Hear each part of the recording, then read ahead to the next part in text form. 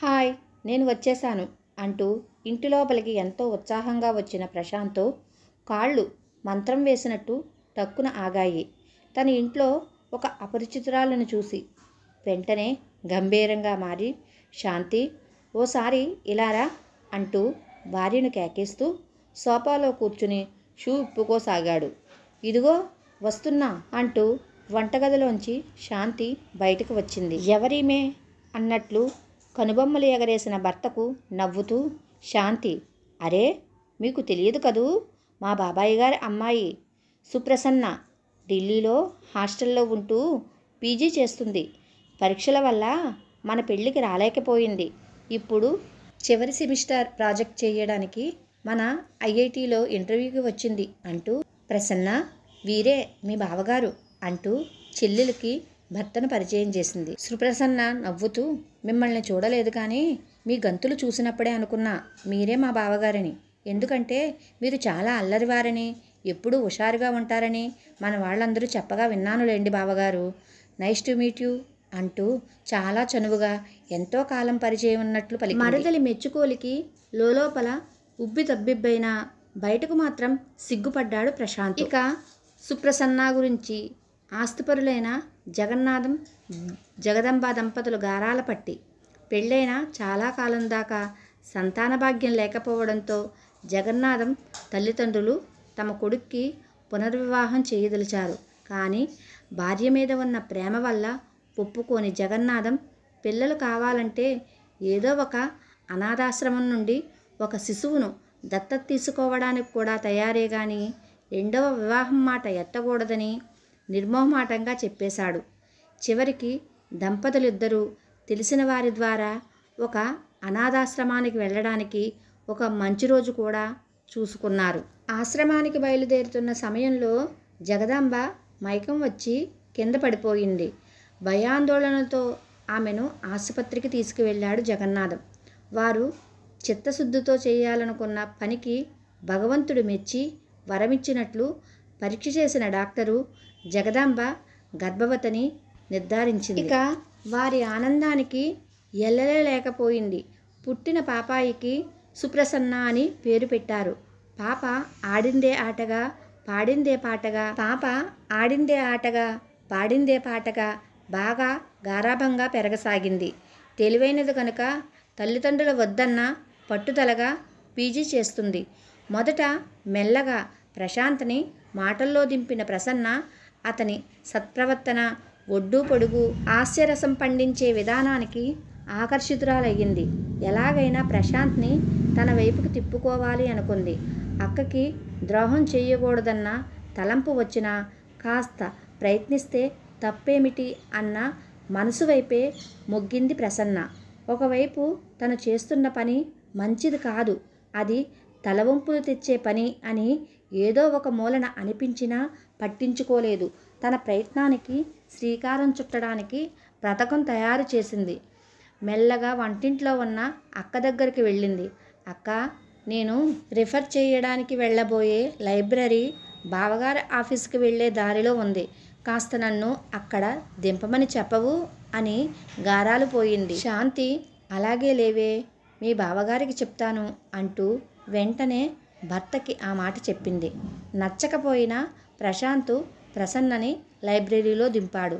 తన బైక్ మీద కూర్చోబెట్టుకుని దారిలో స్పీడ్ బ్రేకర్స్ దగ్గర కాస్త నిదానంగా ఏమరపాటుగా కూడా ప్రసన్న తనకి తగలకుండా జాగ్రత్త పడ్డాడు. ఇలాగే 6 రోజులు గడిచాయి. ఇంతలో ఇంటర్వ్యూ రోజు రానే వచ్చింది. అదే ఆఖరి రోజు కనుక ఎలాగైనా బావతో కాస్త చనువుగా ఉండాలి అని నిశ్చయించుకుంది ప్రసన్న. ఇంటర్వ్యూలో తప్పక విజయం కలుగుతుందనే నమ్మకంతో పాటు భావన కూడా తన సొంతం చేసుకోవాలన్న గట్టి నమ్మకం ప్రసన్నకు కలిగింది. కారణం తన అందంపై తనకు గల అపారమైన నమ్మకమే. అక్క దగ్గరికి వెళ్ళి మెల్లగా అక్క కొంగును తన వేలికి చుట్టుకోసాగింది. చెల్లికి ఏదో కావాలి అని అర్థం చేసుకున్న శాంతి, ఏమిటే ఇంటర్వ్యూ టెన్షన్ మొదలయ్యిందా అని అడిగింది. అదేం కాదక్క, నాకు ఈ ఊరు కొత్త కదా, నా ఇంటర్వ్యూ ఇక్కడ నుండి 20 కిలోమీటర్ల దూరంలో ఉన్న ఐఐటీలో, ఎలాగూ ఆదివారం కనుక బావగారికి సెలవు కదా, ఇంటర్వ్యూకి నాతో రమ్మనవు మళ్ళీ సాయం ఫ్లైట్ అందుకోవాలి కదా అని గోముగా అడిగింది. చెల్లిల ఆంతర్యం తెలియని అమాయకురాలైన శాంతి అంతగా అడగాలా చెల్లి, నేను ఆయనకు చెప్తాగా అంటూ భర్త గదిలోకి వెళ్ళి మెల్లగా విషయం చెప్పింది శాంతి. ఉన్న ఒక్క ఆదివారం కూడా ఇలా ఖర్చయిపోతుంది కదా అని మనసులో అనుకున్నాడు ప్రశాంత్. మార్చి నెలాఖరు కాబట్టి ఆఫీస్లో పని ఒత్తిడితో రోజు ఇంటికి రావడం రాత్రి 10 దాటుతుంది. భార్య కూడా పక్కన లేకపోయే ఈ ప్రసన్న వల్ల భార్యతో మనసు విప్పి మాట్లాడడానికి కూడా కుదరటం లేదు. ఇందువల్ల ప్రశాంత్కి చాలా అశాంతిగా ఉంది. అసలే తిక్కతిక్కగా ఉన్న ప్రశాంత్కు శాంతి మాటలకు చిర్రెత్తుకొచ్చింది. విసుగుతో కూడిన కోపంతో, శాంతి, ఇంటర్వ్యూ ఆదివారం గనుక, అది నువ్వు చెబుతున్నావు గనక ఒప్పుకుంటున్నాను. ఇదే నీవు నీ చెల్లి కొరకు చేసే చివరి అభ్యర్థన అన్నది మర్చిపోకు. అసలే కావలసినంత విశ్రాంతి లేక ఆఫీస్ పని ఒత్తిడిలో నేను చాలా అప్సెట్లో ఉన్నాను అని నిక్కచ్చిగా చెప్పాడు. బావకి మనసులో మాటను చెప్పాలని ఉవ్వుళ్ళూరుతున్న ప్రసన్న ఎదురుచూస్తున్న ఆదివారం రానే వచ్చింది. మానస విహంగాన్ని స్వచ్ఛంగా హాయిగా విహరింపజేసే పొద్దు పంచుబను ఒత్తిడి ఫిరా మస్త్ గగన్ మే అని కూనిరాగాలు తీస్తూ రోజూ కన్నా పెందలడే లేచింది. చకచకా అన్ని పనులు ముగించింది. తన మేని అందం ఇనుమడింపజేసే విధంగా గులాబీ రంగు జార్జెట్ చీరను పొందికగా కట్టింది. దానికి తగ్గట్టు గులాబీ రంగు దండ, చెవి రింగులు, గాజులు వేసుకుంది. ఎన్నడూ లేంది అతి శ్రద్ధగా అలంకరించుకుంది. చెదరని ముంగురులను, చీర కొంగును మాటిమాటికి సవరించుకుంది. అక్క అందించిన ఉప్మాని తనకు నచ్చకపోయినా బావ కోసం అనుకుంటూ చాలా బాగుందని మరీ మరీ అడిగి పెట్టించుకుని కడుపారా తిన్నది ప్రసన్న. తింటున్నంతసేపు ఎదురుగా కూర్చున్న బావపైనే తన చూపులను కేంద్రీకరించింది ప్రసన్న. మరదల చూపులలో మార్పును గమనించిన ప్రశాంత్కి తన పైన బొద్దింకలు పాకినట్లనిపించి కుచించుకుపోయాడు. ఈ పిల్ల కళ్ళల్లో విచిత్రమైన భావం కనబడుతుంది. ఎందుకు చెప్పమా అనుకుంటూ వంచిన తలని ఎత్తకుండా గబగబా ఉప్మా తినేసి తన గదిలోకి వెళ్ళిపోయాడు. ఈ పిల్ల ప్రవర్తనలోని మార్పుకు తన ప్రవర్తనలో ఏదైనా లోపముందా అని ఆలోచించసాగాడు ప్రశాంత్. నిదానంగా ఆలోచించగా కాస్త అవగతమైనది. ఇది వరకు బండిలో స్పీడ్ బ్రేకర్స్ దగ్గర మెల్లగా బండిని పోనిచ్చినప్పుడు కూడా అనవసరంగా ప్రసన్న తన భుజాలను గట్టిగా పట్టుకోవడం, కావాలని తన కాలర్ సర్దడం, తన ముఖం దగ్గరకు వచ్చి తనతో ఏదో చెప్పాలని ప్రయత్నించడం, అవన్నీ కూడా జ్ఞాపకానికి వచ్చి లీలగా ఏదో అర్థమయ్యింది. సరే, ఇంటర్వ్యూ అయ్యాక ట్యూషన్ చెప్పవలసిందే అనుకుంటూ, శాంతి, టైం అయింది, బయలుదేరాలి, మీ చెల్లిని రమ్మను అంటూ ఆలోచిస్తూ ఉత్సాహంగా ఈల వేస్తూ బండి తాళాన్ని కుడి చేతి చూపుడు వేలితో తిప్పుతూ బండి దగ్గరకు నడిచాడు. బావ హుషారుగా వేస్తున్న ఏలను వేరే విధంగా అర్థం చేసుకున్న ప్రసన్నకు ఉన్న హుషారు రెట్టింపయ్యింది. భలే భలే అనుకుంటూ అక్క దగ్గర బెస్ట్ విషెస్ అందుకుని బావ వెనక కూర్చుంది బుద్ధిగా. బండి నడుపుతూ తన గతం నెమరు వేసుకున్నాడు ప్రశాంత్. తనకి తోడబుట్టిన అక్కకి ఎడం ఏళ్ళు కాబట్టి ఎప్పుడు అక్కతో చనువుగా మాట్లాడలేకపోయేవాడు ప్రశాంత్. అక్క చెప్పిన మాటలు వింటూ ఆమె జారీ చేసే ఆర్డర్స్కి ఎప్పుడూ తల ఉంచవలసిందే. లేకుంటే అమ్మా నాన్న, చివరికి అక్క దగ్గర కూడా తిట్లు తినవలసి వచ్చేది. ఒక్కో అప్పుడు కొట్టడాలు కూడా. తన చిన్ననాటి స్నేహితులు తరుణ్కి వర్ష అని, వరుణ్కి అరిషిని అని చెల్లెళ్ళు ఉండేవారు. తను వారి అనురాగానికి ముగ్ధుడయ్యేవాడు. బడిలో ఎవరైనా పుట్టినరోజులకు, పండగలకు వెళ్ళినప్పుడు అక్కడ వారిచ్చే తిండి పదార్థాలు, చిన్న చిన్న బహుమతులు వాళ్ళు వాటిని తమ చెల్లికి ఇవ్వడానికని దాచుకునేవారు. వారి ఆప్యాయతను చూసి భలే సంబరపడిపోయేవాడు. తనకి కూడా అటువంటి ఒక చిన్న చెల్లి ఉంటే ఎంత బాగుండేది అనుకునేవాడు. దానికి ఎలాగో నోచుకోలేదు కనుక వీలైనప్పుడల్లా వాళ్లతో ఆడుకోవడానికి వాళ్ళ ఇళ్ళకి వెళ్ళేవాడు. ఇక సెలవు రోజుల్లో అయితే అక్కడే ఠికాణా. ఒకరోజు వర్ష పుట్టినరోజని తరుణ్ ప్రశాంత్ని తమ ఇంటికి ఆహ్వానించాడు.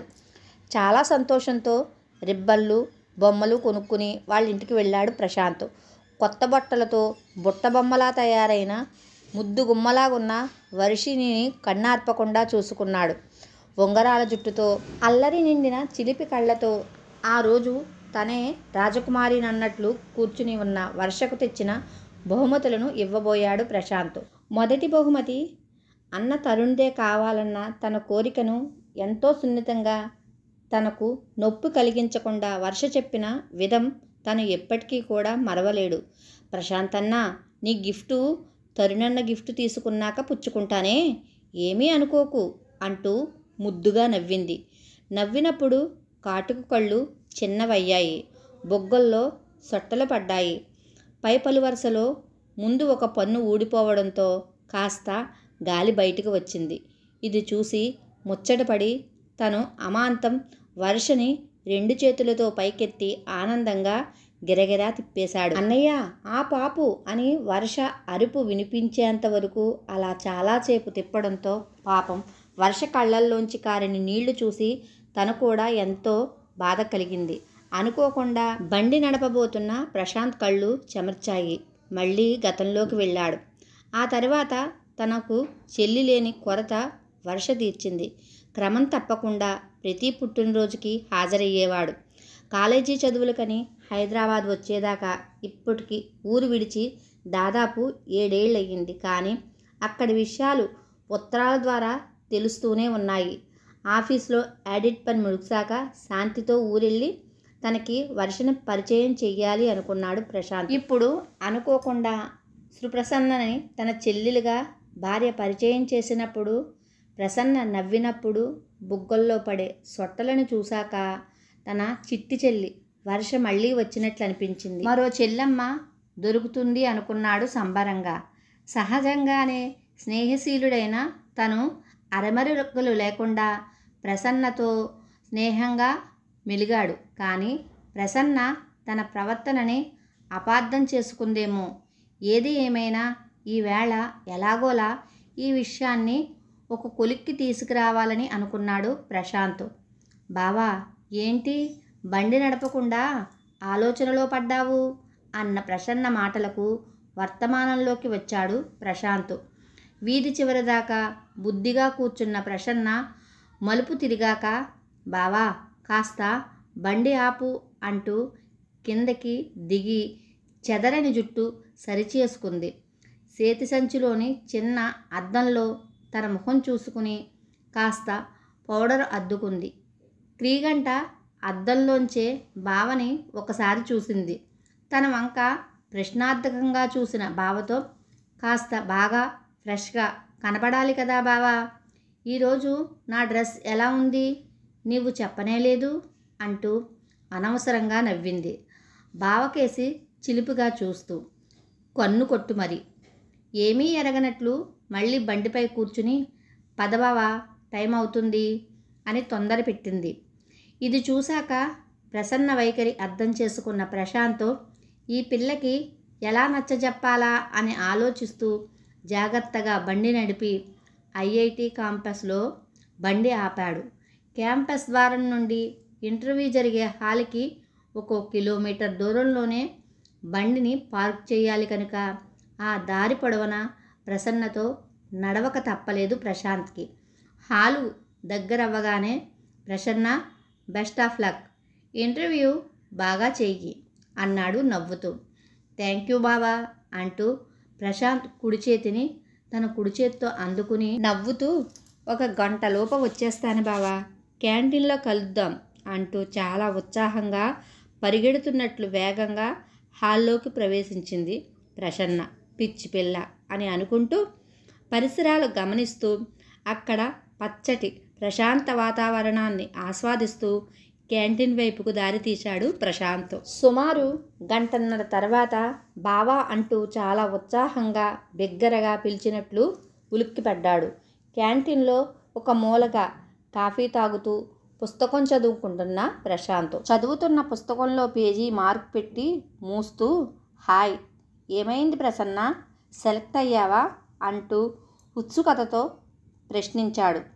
మనం కాక వేరే ఎవరు సెలెక్ట్ అవుతారు బావా అంటూ లేని కాలర్ని ఎగరేస్తున్నట్లు నటించింది పౌరాణిక సినిమా గెటప్లో జవాబిచ్చి. దుర్యోధనుడిలాగా ఆహాహా అంటూ లేని మీసం మెలిపెడుతూ నవ్వింది ప్రసన్న. కంగ్రాట్స్ అంటూ కరచాలనం చేశాడు సంతోషంతో. పట్టుకున్న చేతిని చటుక్కున ముద్దు పెట్టుకుని, బావా, నాదొక చిన్న కోరిక తీరుస్తావా అని అడిగింది. తీర్చగలిగిందైతే తప్పక తీరుస్తా అని జవాబిచ్చాడు ప్రశాంత్. మెల్లగా తల వంచుకుని ప్రశాంత్ కుడి చేతిపై తన ఎడమ చేతితో గీతలు గీస్తూ, బావా, నా ఈ చేతిని ఎప్పటికీ వదలనని మాట ఇవ్వు. మన బంధువులందరూ నీ గురించి ఎంతో మంచిగా చెప్పినప్పుడే నిన్ను చూడకుండానే నీవంటే నాకు చాలా ఇష్టం కలిగింది. ఇప్పుడు నీ ప్రవర్తన, ఆదరాభిమానాలు నీపై ఆరాధనని కలిగించాయి. వరకట్న దురాచారాన్ని రూపుమాపాలని అందరూ మాట్లాడతారు, కానీ నువ్వు ఆచరణలో పెట్టి పెళ్ళి కూడా నిడారంబరంగా చేయించి బాలవితంతువైన అక్కయ్యను ఎంతో ప్రేమగా ఆదరించిన ఆదర్శమూర్తివిగా నీపైన గౌరవ అభిమానాలు రెట్టింపయ్యాయి. నీకు సొంతం కావాలి అనుకుంటున్నాను. నన్ను నీ దాన్ని చేసుకోవా బావా, ప్లీజ్ అని ఆర్తిగా అంది ప్రసన్న. మెల్లగా తన చేతిని ఆమె చేతుల్లోంచి విడిపించుకున్నాడు ప్రశాంత్. ఎదురుగా ఉన్న కుర్చీలో కూర్చోమన్నాడు. బేరర్ని పిలిచి మొదట మంచినీరు, తర్వాత ఇడ్లీ వడలని తెమ్మన్నాడు. బేరర్ తెచ్చిన మంచినీటి ప్రసన్నని తాగమన్నాడు. మంత్రముగ్ధురాలైనట్టు నీరు తాగింది. తెచ్చిన టిఫిన్ని సుష్టిగా తిన్నాక, ఇప్పుడు ఈ విజయాన్ని సంతోషంగా జరుపుకుందాం అంటూ ఫ్రూట్ సలాడ్ తెప్పించాడు ప్రశాంత్. బావా, నీవిచ్చే సమాధానమే నాకు సెలబ్రేషన్ అని మెల్లగా ఇంకా ఏదో అనబోతున్న ప్రసన్నతో, ఉండు, మొదట కడుపు నిండితే మాటలు ఆడడానికి వినడానికి శక్తి వస్తుంది అంటూ మధ్యలోనే ప్రసన్న మాటలు తుంచేశాడు. తిని ముగించాక బిల్లు చెల్లించి ప్రసన్నతో బయటకు నడిచాడు. ఇద్దరూ చెట్ల మధ్యగా ఉన్న రోడ్డుపై నడుస్తూ ఉంటే ప్రసన్న మనసు పాడింది సన్నాయి పాట అంటూ మెల్లగా కూనిరాగం తీయసాగింది. బావ పక్కన తన బంగారు భవిష్యత్తును ఊహించుకుంటూ, ఇక్కడ కూర్చుందామా అని అడిగిన ప్రశాంత్కి ఊహల్లో వివరిస్తున్న ప్రసన్న వెంటనే జవాబు ఇవ్వలేదు. నిన్నే ప్రసన్న, ఇక్కడ కూర్చుందామా అని రెట్టించాడు ఆమె భుజాన్ని తడుతూ. ఉలుక్కుపడి, అకారణంగా సిగ్గుపడి కొంగు సర్దుకుంటూ తల వంచుకునే సరే అన్నట్లు తల ఊపింది ప్రసన్న. దించిన తల ఎత్తకుండా పరధ్యానంతో కూర్చున్న ప్రసన్నతో, కుదురుగా కూర్చో, నా కళ్ళకేసి చూడు, నీతో కాస్త మాట్లాడాలి అన్నాడు ప్రశాంత్. ప్రసన్న మెరుస్తున్న కళ్ళతో ఏం మాట్లాడతాడో అని కుతూహలంతో చూసింది. మొదట నీ జీవితాశయం గురించి తెలుసుకోవాలని ఉంది, చెప్పు అని అడిగాడు ప్రశాంత్. బావా, నాకు బీటెక్లో గోల్డ్ మెడల్ వచ్చింది. ఎంటెక్లో ఇంతదాకా నేనే యూనివర్సిటీ టాపర్ని. అప్పట్లో రీసెర్చ్ చేయాలన్న కోరిక బాగా ఉండేది అని ఆగింది. మరి ఇప్పుడు? ప్రశాంత్ అడిగిన ప్రశ్నకు సమాధానంగా సిగ్గుతో తల వంచుకుని మట్టిపై కుడిచేతి వేళ్లతో ముగ్గులేయసాగింది. కాసేపాగి మళ్ళీ అదే ప్రశ్నను వేశాడు ప్రశాంత్. విశాలమైన తన కళ్ళతో ప్రశాంత్ కేసి ఆరాధనగా చూస్తూ, చెప్పనా? చెప్తే తిట్టవు కదా బావా అని అడిగింది. తలని అడ్డంగా ఊపాడు ప్రశాంత్. ఇప్పుడు అనిపిస్తుంది, రీసెర్చ్ ఎందుకు, చక్కగా పెళ్లి చేసుకుని హాయిగా ఉందామని. కాస్త ఆగి, అది నీవు ఒప్పుకుంటే అని ముగించింది ప్రసన్న. ఆ మాటలని పట్టించుకోకుండా ప్రశాంత్తో, ప్రసన్న, చదువనేది అందరికీ అబ్బదు. ఈ కాలంలో ఎంతమంది అమ్మాయిలు రీసెర్చ్ చేస్తున్నారు చెప్పు? పై చదువులు చదవాలన్న కోరిక ఉన్నా ఆర్థిక స్తోమత లేక చాలామంది ఇంటి బాధ్యతలను మోయడానికి మనసుకు నచ్చకపోయినా తక్కువ జీతాలకే దొరికిన ఉద్యోగాలు చేస్తూ తమ కుటుంబాలను పోషిస్తున్నారు. జీవితాంతం చదవలేకపోయామనే బాధతో, నిరాశ నిస్పృహలతో జీవచ్చంలా కాలం గడుపుతూ గంతకు తగ్గ బొంతగా దొరికిన మగవాడిని పెళ్లి చేసుకుని సరాసరి ఆడదానిలా బొటాబటీగా జీవనం సాగించేవారు కోకొల్లలు. కానీ నీ విషయం అలా కాదు కదా. నీవెంతదాకా చదవాలనుకుంటావో అంతదాకా చదివించగలిగే ఆర్థిక స్తోమత, నీ తల్లిదండ్రులు, సిటీలో ఇంద్రభవనం లాంటి ఇల్లు, ఇంటి నిండా నౌకర్లు చాకర్లు, పడవలాంటి కారు, నీ అందానికి ఐశ్వర్యానికి చదువుకి అంటే కోటి మంది కోటీశ్వరులైన వరుళ్ళు క్యూలో నిల్చుంటారు స్వయంవరానికి. ఇక నీవు కోరుకున్న నాతో జీవితం గురించి కాస్త చెబుతాను. ఆదర్శ భావాల బాహ్య సౌందర్యాన్ని చూసి ఆకర్షితురాలివై బంగారు భవిష్యత్తును పాడు చేసుకోవద్దు. నీ లక్ష్యం ప్రకారం నీకు నచ్చిన విషయంలో రీసెర్చ్ చేసి అనుకున్నది సాధించు. ఆదర్శంగా ఉండాలనుకుంటే సమాజానికి శ్రేయస్సు చేకూర్చే విషయంపై రీసెర్చ్ చెయ్యి. లోక కళ్యాణానికి నీ వంతు సహకారం అందజేయి. అంతేకాని చదువు మధ్యలో మానేసి మధ్యతరగతి కుటుంబానికి చెందిన ఒక వివాహితుడిని పెళ్లి చేసుకోవాలనుకోవడం మంచిది కాదు. అటు నీకు సంతోషం కలగదు, ఇటు నాకు నీ అక్కకి మనస్పర్ధలు తప్ప. ఆదర్శవంతులని ఇష్టపడవచ్చు, ఆదరించవచ్చు, కానీ వారిని పొందాలి అనుకోవడం భావ్యం కాదు. మన జీవిత ధ్యేయాలు ఎటువంటి ఒడిదుడుకులు లేకుండా సాధించాలంటే నిబ్బరం, శ్రద్ధాభక్తులు, నిరంతర కృషి చాలా అవసరం. ఈ వయసులో ఇలాంటి ఆకర్షణలు సహజమే, కానీ వాటికి లోబడకుండా లక్ష్యాన్ని సాధించాలి. నీలాంటి తెలివైన వాళ్ళు నీ లక్ష్య సాధనలో నాకు చేతనైనంత సహాయం చేయడానికి ఎప్పుడూ కూడా నేను సిద్ధమే, సరేనా? అన్నట్టు నిన్ను చూశాక నాకు ఒక చెల్లెలు దొరికింది అనుకున్నానే కానీ వేరే ఉద్దేశం కలగలేదు. అందుకే నీ మాటలు జలుబు చేసినప్పుడు ఐస్ క్రీమ్ కోసం మారం చేసే చిన్నపిల్లల్నే జ్ఞప్తికి తెచ్చాయి. కాస్త మనసు కుదుట పడ్డాక నిదానంగా ఆలోచించు. నేను చెప్పింది సరైనదా అన్నది. ఆ బుర్ర చాలా వేడెక్కింది. కాస్త చెరుకు రసం త్రాగి ఇంటికి వెళ్దామా అంటూ లేచాడు. తననే కన్నార్పకుండా చూస్తున్న ప్రసన్నకు స్నేహభావంతో చెయ్యి అందించాడు లేవడానికి. మౌనంగా అతని చేయి అందుకుని మెల్లగా అతనితో నడిచి క్యాంపస్ బయటకు వచ్చి అల్లం నిమ్మరసాల రుచితో అదరగొట్టే చెరుకు రసం త్రాగింది. ఇల్లు చేరేదాకా మౌనంగానే గడిచింది. ఇల్లు చేరగానే బండి దిగుతూ చటుక్కున వంగి ప్రశాంత్కి పాదాభివందనం చేస్తూ బావా అని ఆర్తిగా పిలిచి కాదు కాదు భయ్యా అంటూ అతని చేతుల్ని తన కళ్ళకు అద్దుకుంది పూజ్యభావంతో ప్రసన్న. నమస్కారం అండి. ఈరోజు వీడియో మీ అందరికీ నచ్చిందా కదా? నాకైతే చాలా బాగా నచ్చిందండి. ఎందుకంటే కనుక అన్న చెల్లెళ్ళకి బంధం అంటే ఒక అన్నయ్య చెల్లెలుంటే ఒక ఎలా ఉంటుంది అన్నది, అలాగే బావగారు ఎలా ఉండాలి అంటే అక్క భర్త తన మరదలతో ఎంత సంస్కారవంతంగా ఉండాలి అనేది, అలాగే టీనేజ్ అమ్మాయిలు ఏ విధంగా ఆలోచిస్తారు అన్నది, అలాగే ఒక అక్క చెల్లెల మీద చూపించే ప్రేమ, అదేవిధంగా ఆదర్శవంతమైన జీవితం ఎలా జీవించాలి అనేది ఈ కథలో నుండి అన్నీ కూడా చక్కగానే చూపించారు రచయిత. చాలా బాగా నచ్చిందండి నాకు ఈ కథ. అయితే కనుక చదువుతున్నప్పుడు వర్ణన కూడా చాలా బాగుంది, కథలోని వర్ణించే విధానం బాగుంది. నాకైతే చాలా బాగా నచ్చింది. మొత్తం ఓవరాల్ స్టోరీ అంతా కూడానండి బాగుంది. ఇప్పుడు ఈ జనరేషన్కి అవసరం కూడానే. ఒక యాంబిషన్ మీద ఉన్నప్పుడు అంటే ఒకటి మనం చెయ్యాలి అనుకుంటున్నాం, మనం ఒకటి సాధించాలి అనుకుంటున్నప్పుడు ఆ సాధించడం మీద మన దృష్టి ఏ విధంగా ఉండాలి అనేది చక్కగానే ఆ బావ మరదలికి మట్టుకు చాలా బాగా వివరించి చెప్పాడండి. అదేవిధంగా మరదలు కూడా చాలా కొంటిగా ఏమేమి చేయాలో ఎన్ని చేసింది.